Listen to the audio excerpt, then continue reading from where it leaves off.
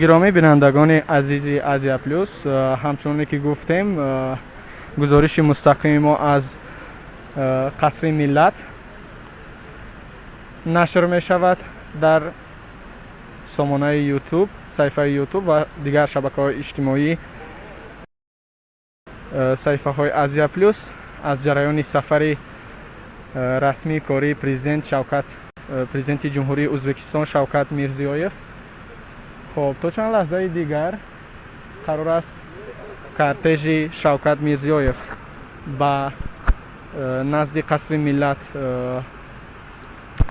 نزدیک شود.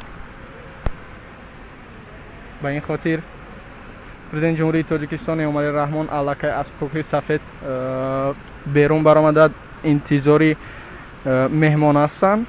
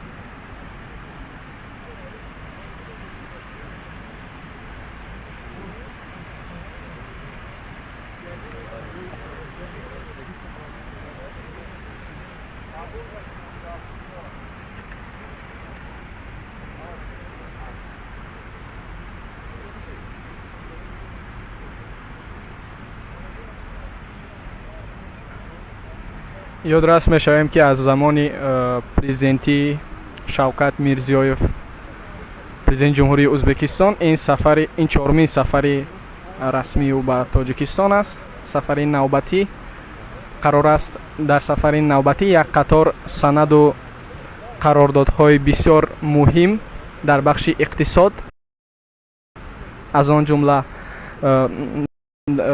بیشتر در سمت اقتصاد به امضا برسند از جانب راهبران دو کشور.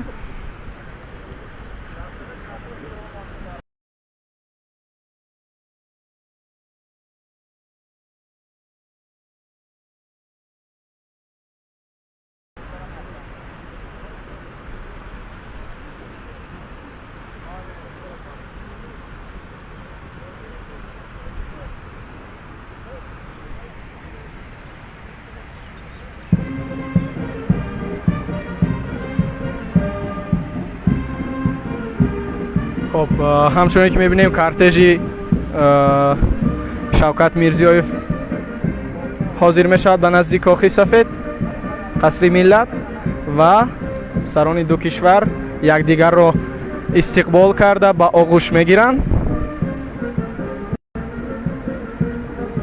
خب این مراسم استقبال یک ذره از هر وقت بیشتر دوام میکشد و پرزیدنتان دو کشور